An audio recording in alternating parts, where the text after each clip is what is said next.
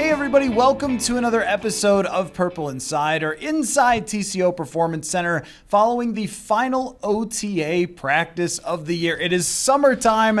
I'm here with Dane Mizutani of the Pioneer Press as the Vikings will head off to Cabo for some, maybe Europe for others, but not for JJ McCarthy, as he informed us today that he will not be going on vacation. Instead, he said, I'm going to get in a little bit of golf, but he is going to hang around the facility and continue to try to improve and master the Minnesota Vikings offense, which I think is probably a good sign for him, that there's no days off for JJ McCarthy. He's going to stick around, but we're going to talk about his improvement as a whole, where he said that he made the biggest strides and the biggest challenges, of course, for him as well, and then go through some other news items that we learned today. But we need to start off with watching Will Reichard kick inside. Oh my gosh. It was unbelievable. I'm not even kidding. It really was unbelievable. But let's start with JJ McCarthy. We'll work our way around back to the kicker. I think that what you wanted to hear from Kevin O'Connell and JJ McCarthy is everything that you have heard, that he has been the type of player that they were looking for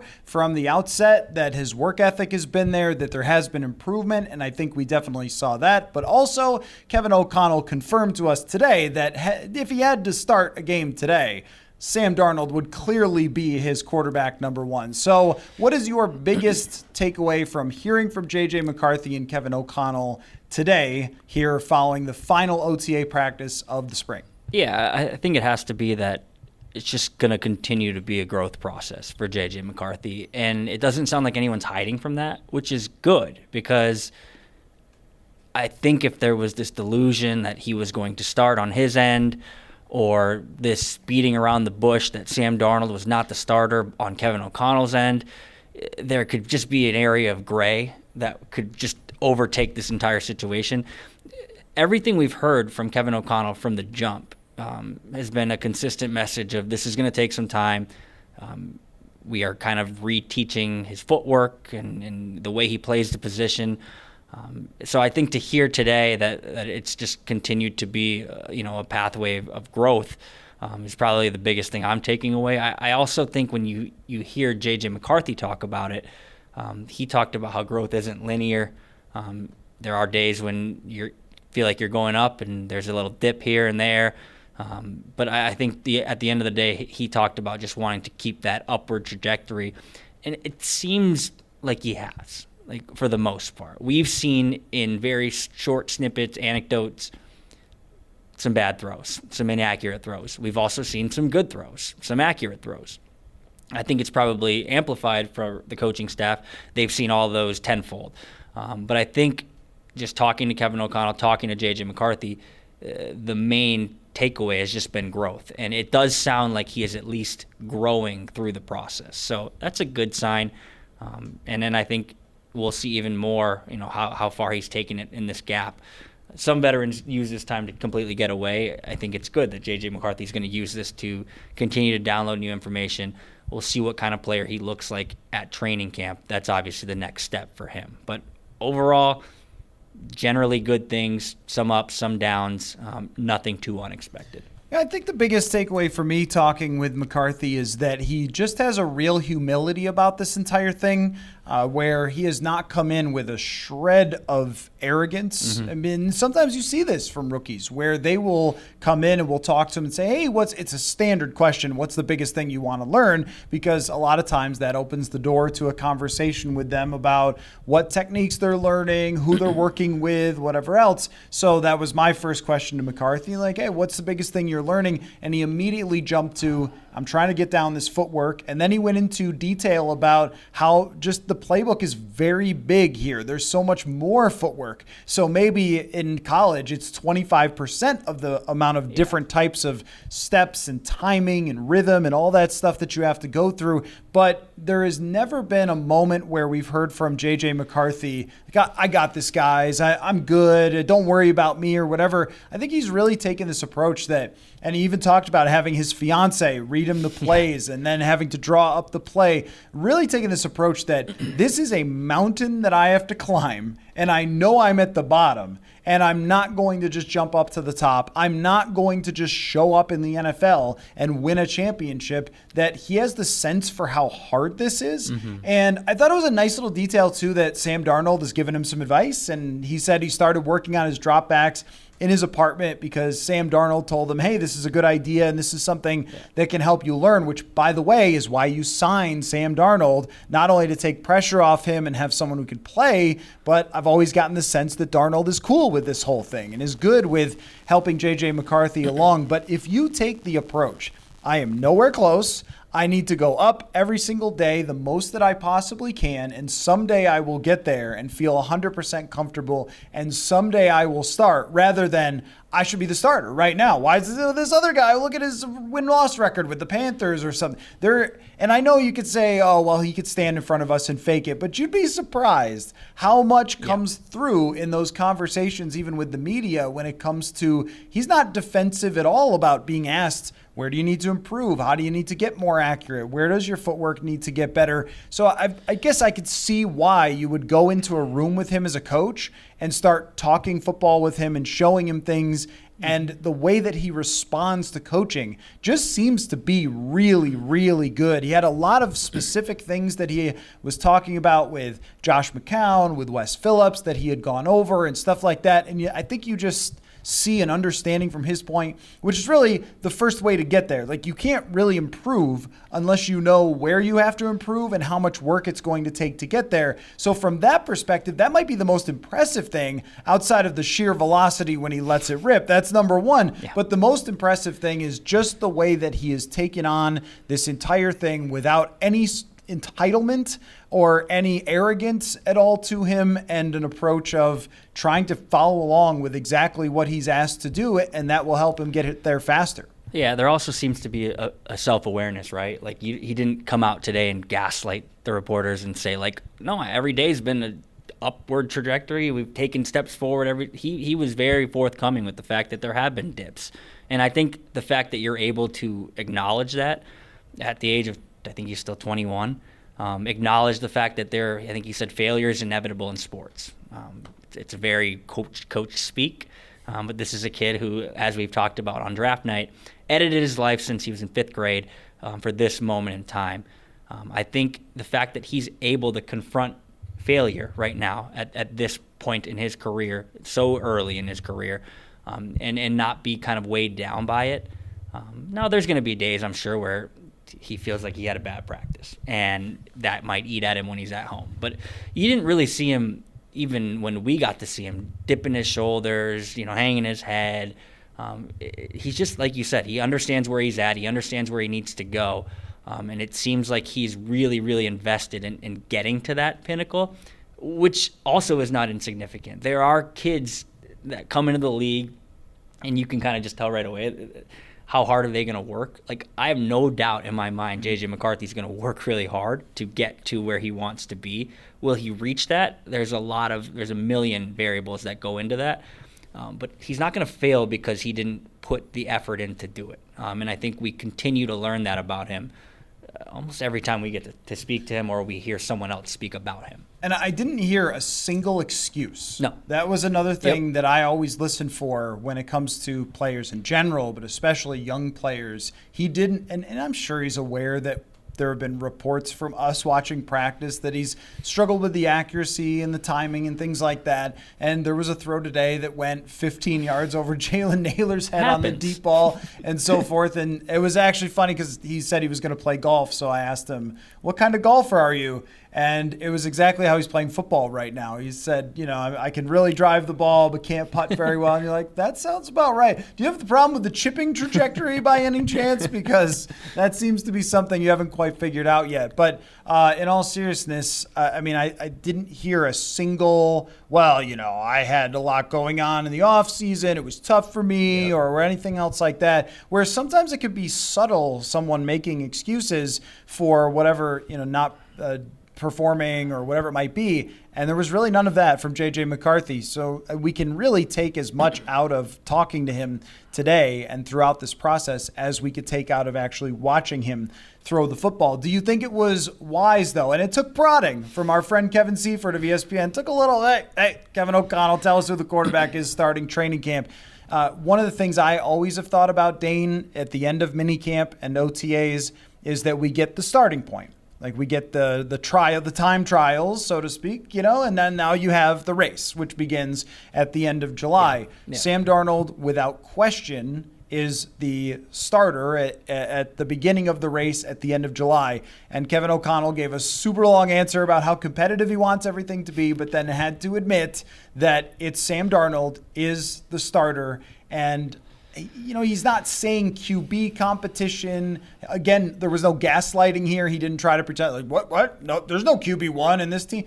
Sam Darnold is the starting quarterback, which takes pressure off of JJ McCarthy from the outset. And if he chases him down and he's locked into that offense and he's making plays every day and he beats Sam Darnold, then he's going to start, I think, is the point about calling it competitive, but also not putting the pressure on like, oh yeah, it's going to be 1v1 out there. It's going to be like a tennis match, two guys going at it. They haven't presented it that way. Yeah, and I think that's very important because anyone who's watched a shred of practice throughout the spring, any of the media members who have been here, and obviously any coach, any player, like Sam Darnold's the number one quarterback. He's taken every single rep with the starter. So we don't have to pretend like he's not. And McCarthy admitted that he didn't even throw any passes to Justin Jefferson. He said, maybe I threw one. I don't know. Right. And okay, then you're not the starter. Well, I think it's important to come out and just say it, and rather than pretend like, oh, we're going to go into training camp, it's going to be clean slate, and Sam and JJ are on the same plane.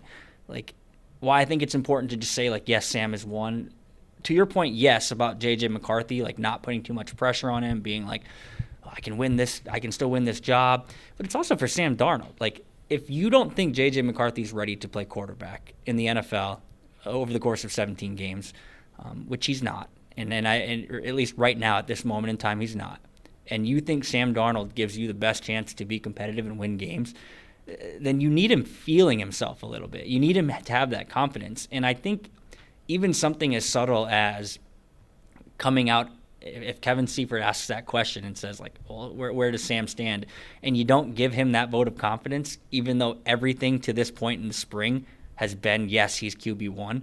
I think that can just plant little seeds of doubt in a guy like Sam Darnold, who has mentioned in the past he's struggled with consistency, been unable to get out of his own way sometimes. You want that guy feeling as confident as possible going into July. So important twofold for the confidence of Sam Darnold and just for JJ McCarthy not feeling like every throw is going to be a referendum on will he or won't he be the starter in training camp. So thankful that he said that for our sake, because sometimes Kevin O'Connell tends to talk in circles and we don't get the full answer.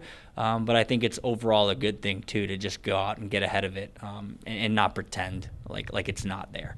Well, let me throw out the important question. We are now all the way to the end of minicamp and OTAs. The spring is completed. The learning process is no more. RIP the learning period. What's your percentage chance that JJ McCarthy starts week 1 for the Minnesota Vikings in East Rutherford, New Jersey against the New York Giants? 5%. I'm not going to say 0 because I think there is a chance that he just comes out in training camp. Maybe it just clicks. Or maybe Sam Darnold, there are things that creep in and he can't get out of his own way. So I'm not going to say 0. But I'm not going much higher than 5 because if we've just listened to Kevin O'Connell, and I go back to this throughout this whole process, before they drafted JJ McCarthy even, I think before they even signed Sam Darnold, it was whoever we bring in, and now we know it's JJ McCarthy. We're not going to rush the process. It's been in total alignment with how Kwesi adofo-mensah talked about, the quarterback position as well, the future face of the franchise at that position. They're not going to rush whoever it was. They're not going to rush JJ McCarthy. So unless he's absolutely lights out for 3 weeks, 4 weeks, a month, leading into September 8th or whenever we're in New Jersey, like he's not going to start. So 5%, because we can't say 0. There is a chance, I guess. What if everyone gets hurt and JJ McCarthy is the only quarterback left standing? But overall, like, if things go according to plan, I think Sam Darnold will be the quarterback week 1. I think if things go according to plan, Kevin O'Connell might want Sam Darnold to be the quarterback week 18. Like, I think they would be totally fine sitting JJ the whole year and letting him learn, so not to rush him, so not to ruin him. And this was a good day for JJ McCarthy. Some of the veterans weren't here for a voluntary. This is the last day. They started their vacations early, so he got a ton of reps today. Yeah. And I thought had one of his better days overall. Still, of course, you have some throws that aren't perfect, but looked pretty comfortable out there with a lot of the young receivers and so forth in the operation. But I would agree with you that it's not high. I don't want to go as low as 5%. That feels a little too low to me, but the gap is very big between Sam Darnold and JJ McCarthy right now. And if Kevin O'Connell was talking a little bit more about how excited he was to see these guys go to battle in training camp, then maybe I would say, well, it sounds like if he just outperforms them, then he's got a chance. They are holding him back from feeling like he has to press to try to beat Sam Darnold out or he's a bust or whatever. They're not putting that on him. They're more of telling him, you're learning. Watch this guy. Watch everything he does. And if also Sam Darnold plays as well in training camp as he did in minicamp and OTAs, not only will you think you've got your starting quarterback, you'll think your starting quarterback might be pretty good. And we were trying to figure out just today, chatting on the sideline as they're warming up, what's if Darnold plays 18 games, 17 games, and a playoff game, 17 games, 18 weeks, then what would his touchdown to interception ratio be? What do you think that his touchdown to interception ratio would be if he played 17 games for the Vikings this year? Yeah, when you asked that question, my initial thought... You made him the MVP when I first asked. I gave him 30 touchdowns and I gave him 10 interceptions. It's probably too many touchdowns. It's probably too few interceptions. It's probably going to sit right around. If he plays the full season, I think he could sniff 30 touchdowns because I think they're going to throw a lot. But 30 is probably too high. It's probably somewhere sitting in that 25 range, give or take. Interceptions, see, that's where that's a wild card because it could be 15, it could be 17 because he's thrown interceptions in the past. He's had plays that deserved to be turnovers at a high frequency in the past. Where you hope that number goes down is that he's working with quarterback gurus galore, with Kevin O'Connell, Josh McCown. Everyone loves Grant Udinski, the assistant quarterbacks coach. You would hope they would almost coach that out of him or be able to give him this idea of how he should play the position, maybe insulate him in a way that he doesn't feel like he has to rip the ball all over the field like he might have felt like in New York and in Carolina. But I think I'd probably stand still right around 25 touchdowns, 12 interceptions. I think it might be more of a 2-to-1 when you kind of just iron out that ratio.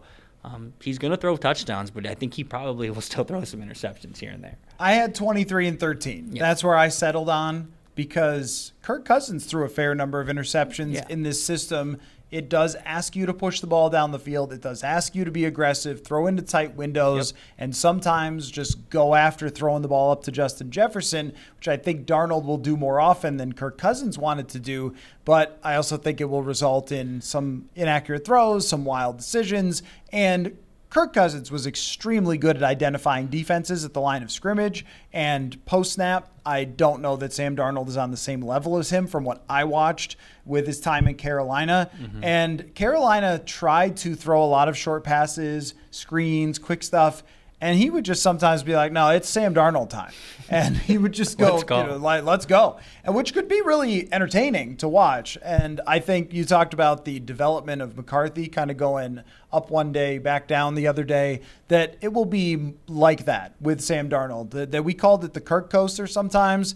This one could be more violence. This is like the one that you have to sign a waiver to get on would be if he ends up playing the entire season. But right now, I still think that all things are on the table that McCarthy could win the job, I'd put it at more like 20% still. I'm going to give it a little more time because training camp is long. So if he just starts to have it click, then, but that's still 1 in 5. It's still 80% that Sam Darnold to me will have the job week 1. But with somebody as talented as JJ McCarthy, you could see these quick gains, and once he gets out there with everything moving fast, could look pretty good. So we'll see how it goes. But nothing at the final statement of his entire offseason program for me is nothing that I thought about him really changed or where I thought he would be really changed.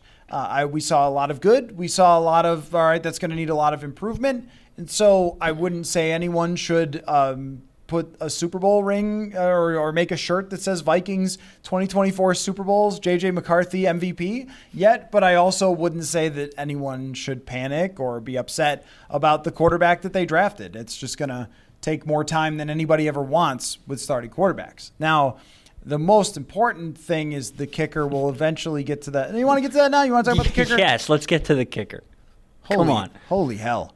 Oh, my God. That's it. That's the analysis. We watch, and I mean that in a good way, we watched Will Reichard up close because we haven't gotten to see him really up close a whole lot outside. He's kind of on the other field, and then we were in a different place when he was kicking. So today, because there were storms, we got to watch him we were right on the sideline. He's kicking in the middle of the field.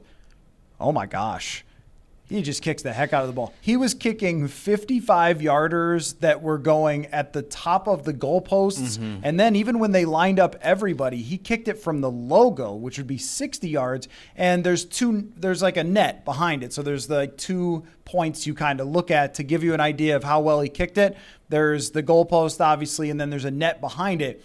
His 60-yard kick cleared everything and still landed in the net that's like 5-7 yards behind it, which means good from 65? Easy. Potentially? Yeah, I think so. Yeah. And the consistency in which, in practice, he just kicked them from deep over and over and over and over through. I was very impressed. He's like a robot, and I wasn't out there every OTA, every day of mandatory minicamp tracking kicks. Because, like you said, when we're outdoors, a lot of time the specialists just chill. They just hang out, the 3 of them and the 4 of them all together. But it did seem, and I'd be willing to go out on this limb and say, I don't know if he missed a kick that I was watching. And if he did, he didn't miss many. Sometimes it's hard to say. We're like on the sideline, but he was booming them very consistently through the middle. And just the sheer volume of the ball leaving his foot just sounds different. Audio-wise. Yes. Like the boom you hear when he connects through the football, it sounds different. And I think you can see, like, we bring golf up on the show a lot because we both wish we were better at the sport. But when you hear, like, someone who can really drive the golf ball, it just sounds different than when you step on the tee or when I step on the tee and whack it around out there. That's what Will Reichard sounds like when he kicks the football. It just sounds like you did a good story about how he's been this kicking prodigy since he's been 12.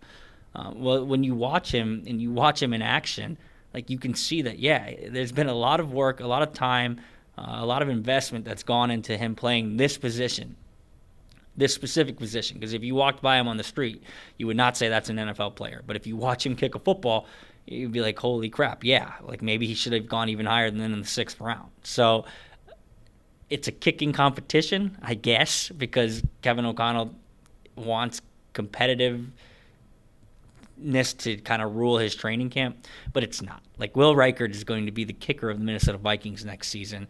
And we'll see what that looks like when the live bullets start to fly, because kicking with no pressure in a practice or indoors can feel a lot different than when, okay, you need to make this kick or we're going to lose the game. But he kicked at Alabama too, and he had some big kicks there. So totally impressive.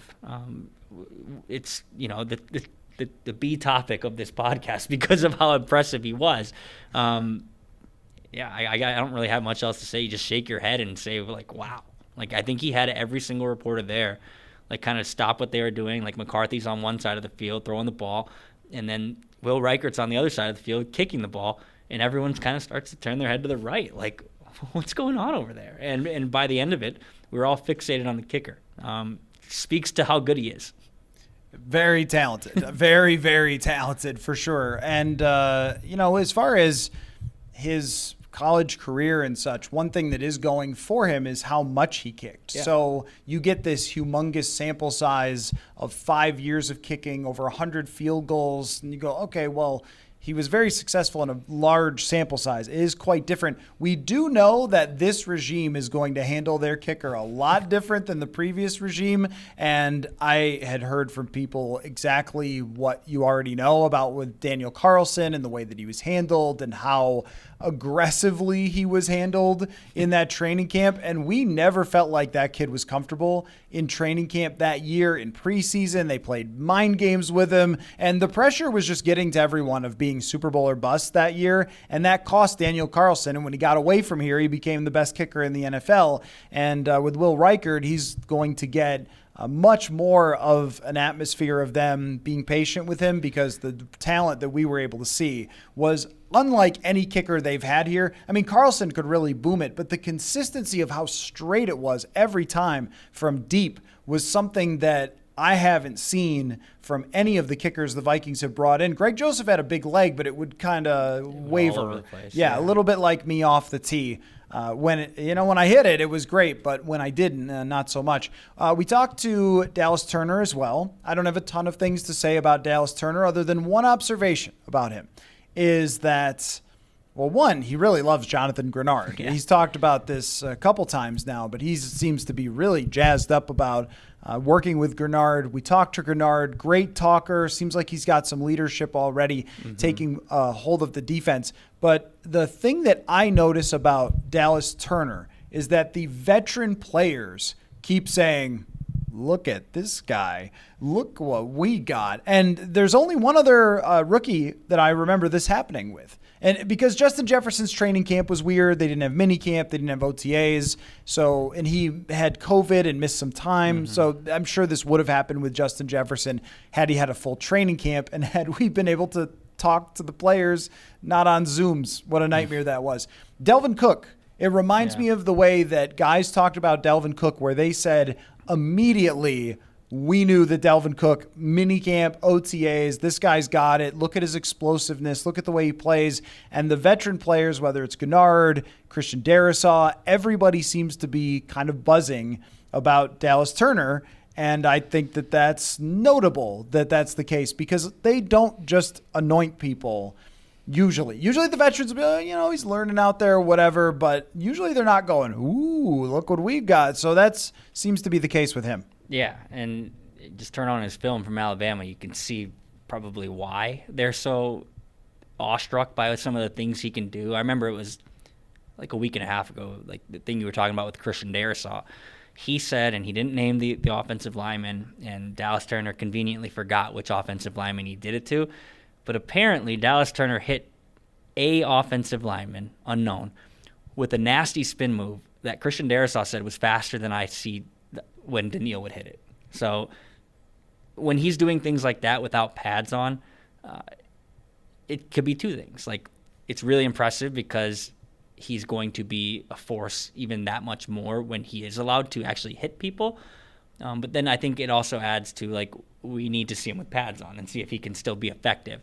But the praise he's garnering, and to your point, it's not like cooked up praise where it's like, let's go out there and pump this rookie's tires. It just seems to be genuine, like, yeah, no, he's going to be really good. So until otherwise proven, I'm going to believe that he's going to be really good because everyone's saying it so far. The tape screams it. I'm excited to see him get pads on and actually get to go head-to-head with Christian Darrisaw, with Brian O'Neill, because I think we'll see right away, like, okay, yeah, he's going to be a pretty good player. I think we know now his trajectory is probably going to be pretty upward throughout his rookie year. I'm just curious to see how high he starts because I think his potential is pretty sky high. I was watching him in front of us, right in front of us, where they were throwing the football to the linebackers. So they had to, outside linebackers, they had to drop back in coverage, go whichever way the football is pointed, and then they throw it at him real hard. And Dallas Turner caught it like a wide receiver. Yeah. I mean, he just so easily soft hands, caught the ball in motion.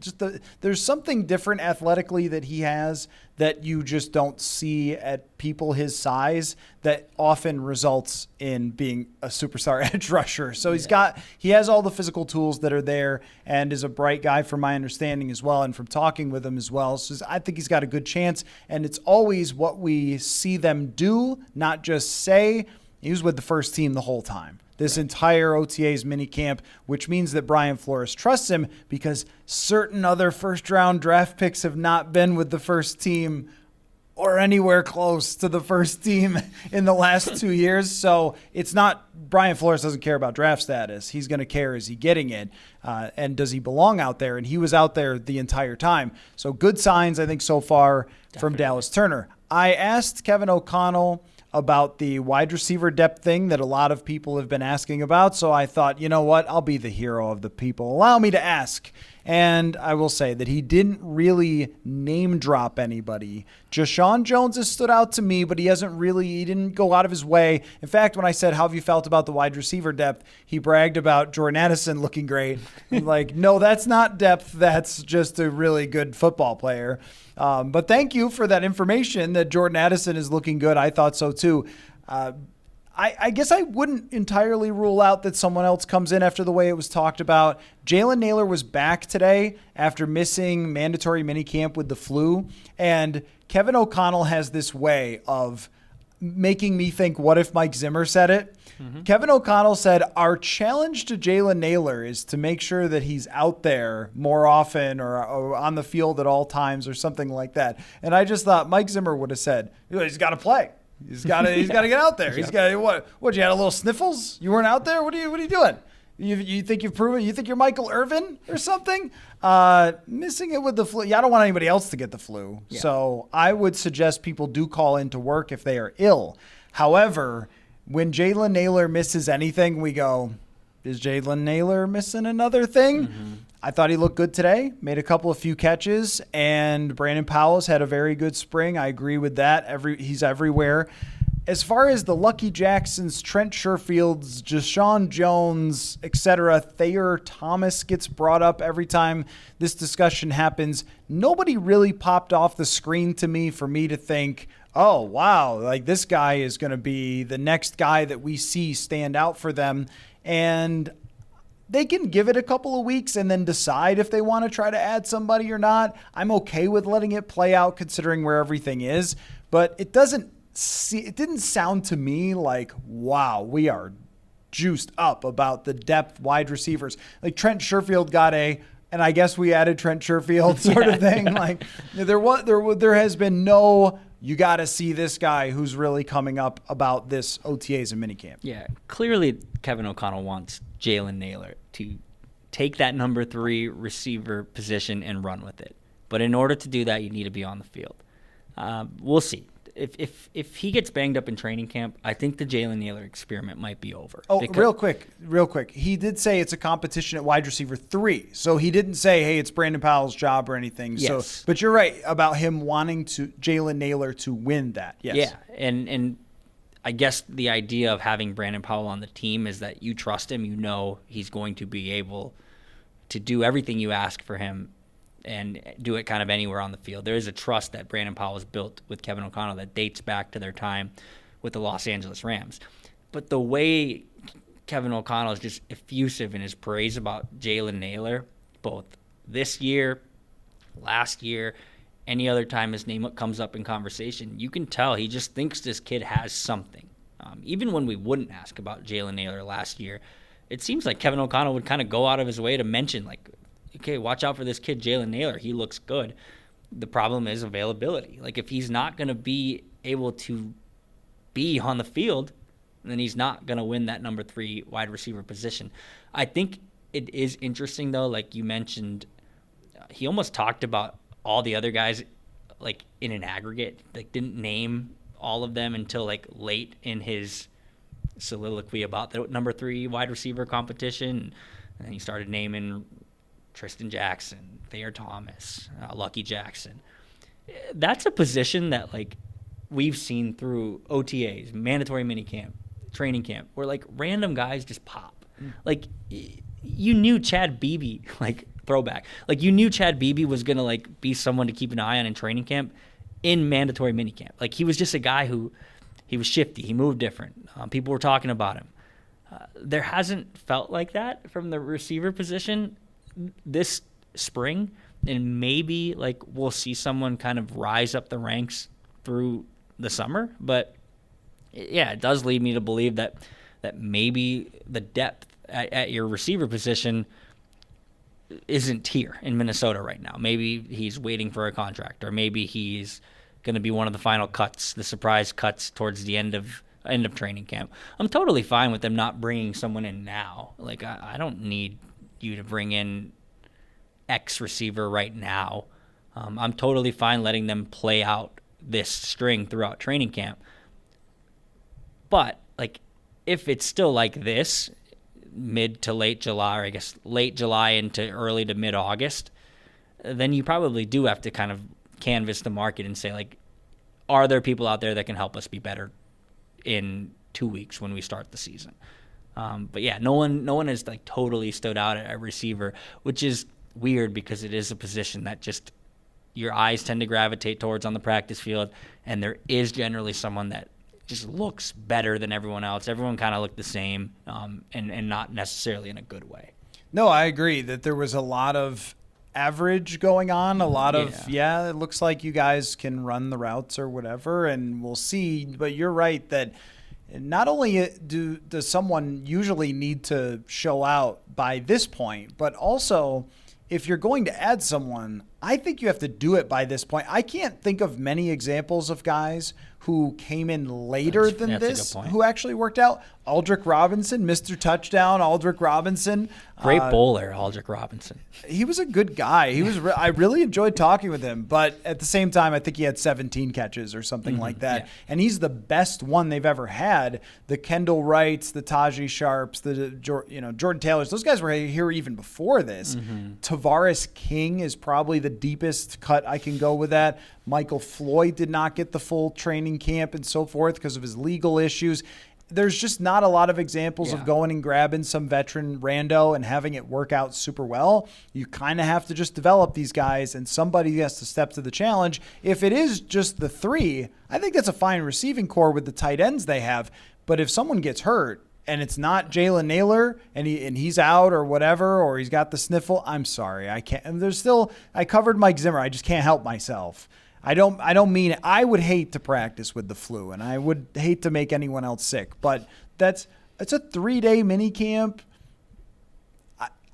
He's gonna have to play, right? Like, come on, man, you gotta play. This kind of reminds me of who was the really fast guy. They had a fast guy. He ran in this 40-yard dash competition, and they never paid him or something. Do you remember this? So I know listeners are remembering who I'm talking about. This guy was insanely fast, and every time they would go to play a game, he had something happen. And they were at Buffalo for the 4th preseason game. It was a big situation for him to try to make the team, and he hurt his finger in warmups and didn't play. I was like, come on, man. It's like, you got to tape. I wish I remember. You got to tape this up and play. Someone will remember this. Leave it in the comments because I can't remember who it was. The point is that some guys don't really want to be out there. It's scary. It's violent. It's dangerous. And we'll see if Naylor finds his way out onto the field, because I do think that he's very, very talented.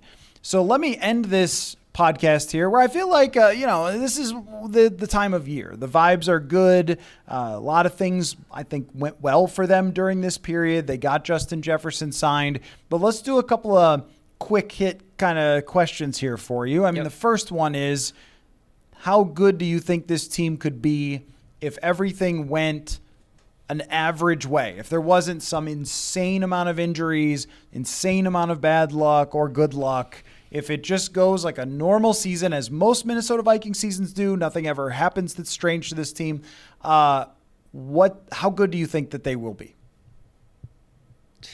That's hard because I think the North is going to be really good this year. But if it's just average, which would imply that you just get average to above average play from Sam Darnold and not otherworldly, he took the next step and revitalized his career. Because if he does that, I think they could be a playoff team. But if we're just assuming it just plays out like it should, or like we think it might, then I think they're going to flirt with 500. I don't think they're going to be the worst team in the league or in that bottom of the league category where people were saying they shouldn't trade their first-round pick this year to move up to Drake May because that pick next year might be in the top 5. I don't think they're going to be like top 5 of the draft bad unless something horrible happens.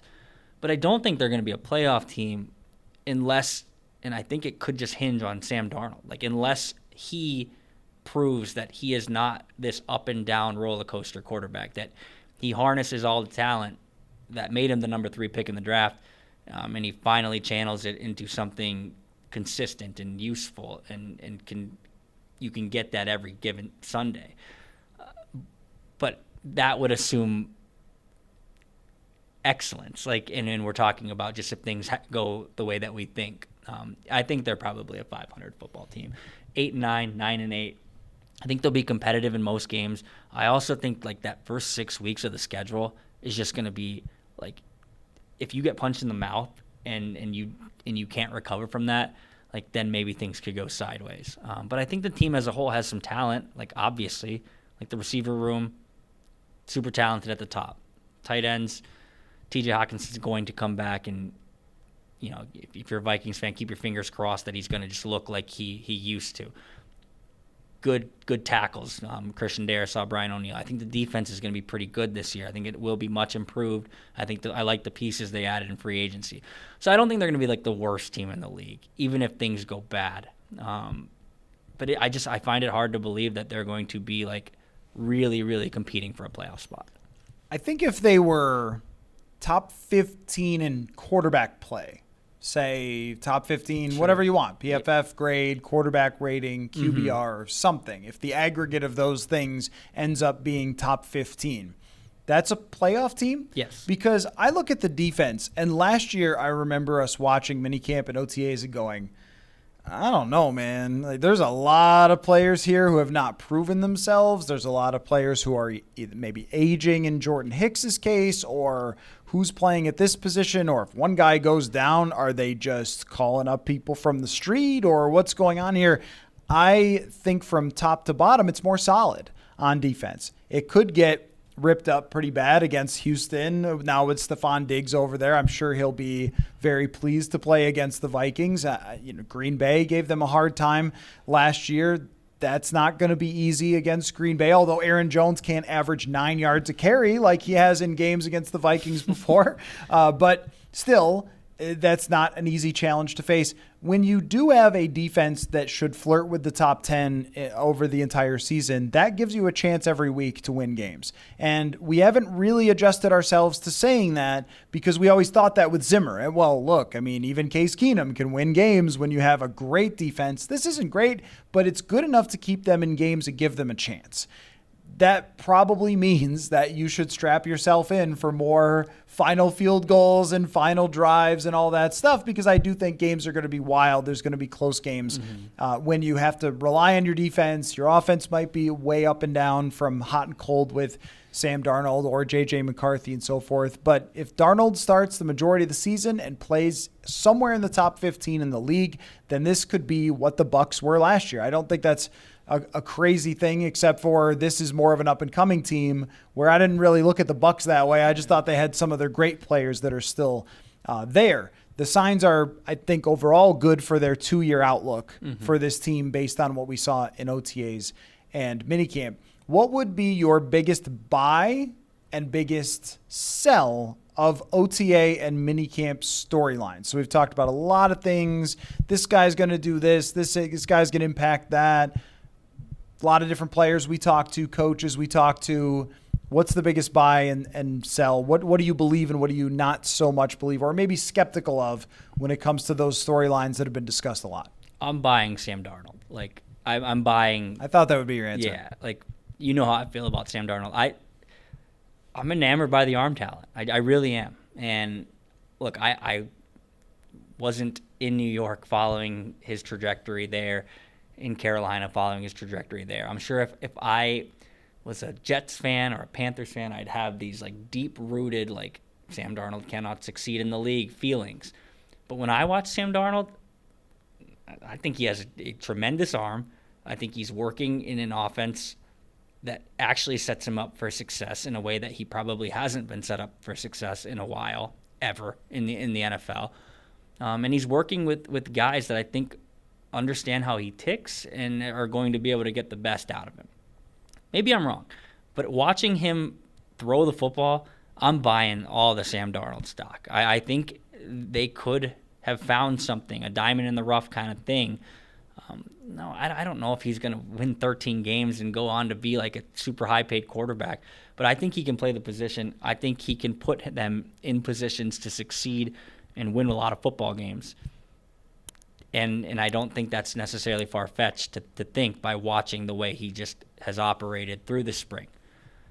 Now, what am I selling? Like, I guess I'm kind of selling the idea that, like, the defense is just going to be the same.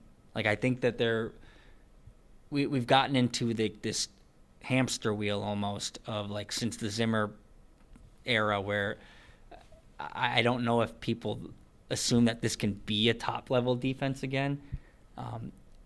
But I guess in a way that's also kind of just buying the defense. But I am selling, like, the idea of, like, no growth on the defensive side of the ball because I think they've added good pieces. I think there are things there, and I think Flores has gotten, kind of people to buy in, pull on the same rope. So I think this defense can be improved. I think there are players and positions across the board that can kind of take that next step. So maybe that's cheating. Maybe I just bought two things. I think you just bought two. I think you just cheated. Yeah. I think you need to think of a different one. All you just said, I'm selling the idea, but then sort of said you were buying an idea because the narrative, if you will, has been that the defense is actually improved. I think I just talked about that. Yeah. So I'm not so sure You're that not you letting can me sell off it. the hook. All right, there. you're going to have to think about that for a second. I'll give you what I'm buying, and then we'll go back to you. I am buying Aaron Jones. Okay. I want to buy the Aaron Jones stock. It's not just based on what he did last year. It's based on seeing him interacting with this team and the way that he carries himself and so forth. And I don't know what to do with the age curve. It's difficult. I looked this up since 2016, running backs that are over the age of 29. It's not a great history. There's maybe 7 seasons of guys who went over 1,000 yards, which I don't even expect from him. I expect for him to be in that 800 range and be efficient, good yards per carry, catch the ball out of the backfield, pass protect, and be the leader of the offense. But that's what I'm buying. I'm not buying that he's going to have some sort of Barry Sanders 2,000-yard season or something like that. But if he can average 4.6 yards per carry, that's pretty good for this team that's ranked 27th in rushing per carry since Kevin O'Connell took over. It's been extremely bad. I don't know that O'Connell is ever going to figure it out as far as leaning on the running back and trusting him. But if he is, then Aaron Jones is going to be a good litmus test for that. Like, can you actually trust your running back? The thing I'm selling, and I don't think this has been really a narrative or it's a super hot take, but the guard competition overall, I just want to trade it for other guards that are better. And we'll see with Blake Brandel. I mean, they've developed him. I don't want to jump the gun there. He might end up being a good player at left guard. Maybe selling the idea that Reisner's competing at left and right guard. I think he's probably just competing at left or maybe not really competing at all. I think I'm just selling the interior offensive line being any different than it's ever been. It was last year overall, not anywhere near the worst we had ever seen. Not anywhere near that. If it's the same as it was last year, it will be meh.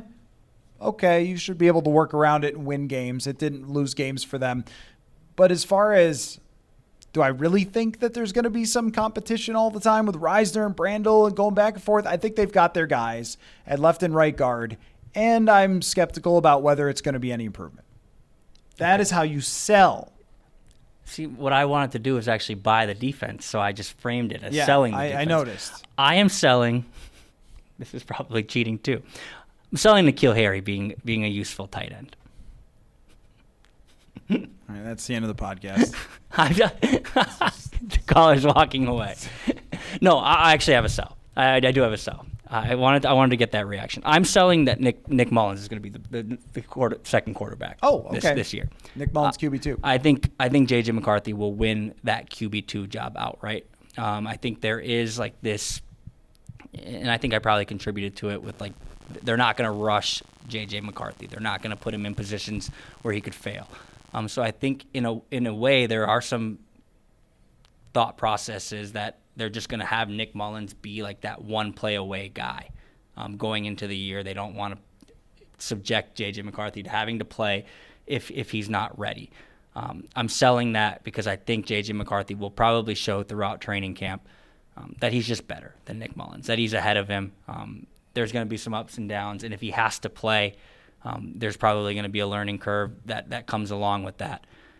But I think JJ McCarthy is going to end up giving you more chances to win games, even if he has to play before he's actually ready by Kevin O'Connell standards, than Nick Mullins did last year in those areas. Is that a good enough sell for you? It is a sell. You actually did it correctly. But is it a strong sell that the first-round quarterback will be the backup and not Nick Mullins? I don't think that that's the hottest thing I've ever heard. The other day, Campbell said on the podcast that he didn't think Moss was the all-time franchise receiver. So that level of hot, that was insane. I don't know why. Who did he say? He said Jefferson already is. No, it's yet. not. No, I'm selling that. That was nuts. That was one of the craziest things that's ever been said on the show.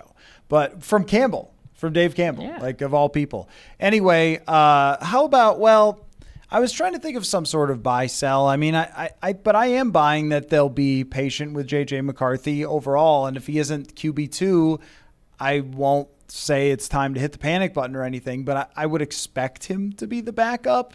I may have a milkshake bet on that in some way, just that I took for the heck of taking it, but I would believe that he is ultimately going to be QB2 to start the season behind Sam Darnold. So, I'll throw out one if you want to get a real skeptical take here.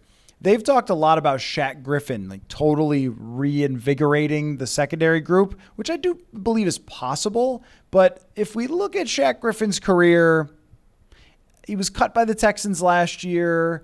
He had some really good moments early in his career, but has not really repeated them since. And the times in the past we have heard, hey, if he just gets back to playing like 2-3 years ago, he'll be great. Dean Lowry, Marcus Davenport, hasn't really worked. So if I'm going to give a big sell, it might be to, I'm not sure that suddenly Byron Murphy Jr. gets to move into the slot all the time. They become way more dynamic. That's the idea, but I don't know if it can happen until we really see it play out. Yeah, that's fair. That's how that's how you sell. We got to work on that. It's the spring. It's OTAs. Yeah. But the buying and the training selling. camp, I'll be selling things left and right. I'll be ready. There you go. We'll work on that in the next coming weeks, and we're going to work on our golf games as well as JJ McCarthy is. And but you don't have to do any more work to continue listening to the show, because we'll have a lot more podcasts, especially fan interactive ones. So if you want to send an email, purpleinsider.com, go to the Contact Us. Great way to do that. Jump on the live streams. I'll continue to do that. Just answer fan questions. So we'll have a lot of fun throughout the next 6 weeks talking football, preview and everything, ranking some stuff, whatever. We'll come up with some fun ways to talk about it. But I can't thank you enough for all the OTA and minicamp practices, or podcasts following practices. That will carry on when we get to training camp and preseason post games from inside US Bank Stadium. I can't wait. All right. Thanks everybody for watching and listening. We'll catch y'all next time. Football.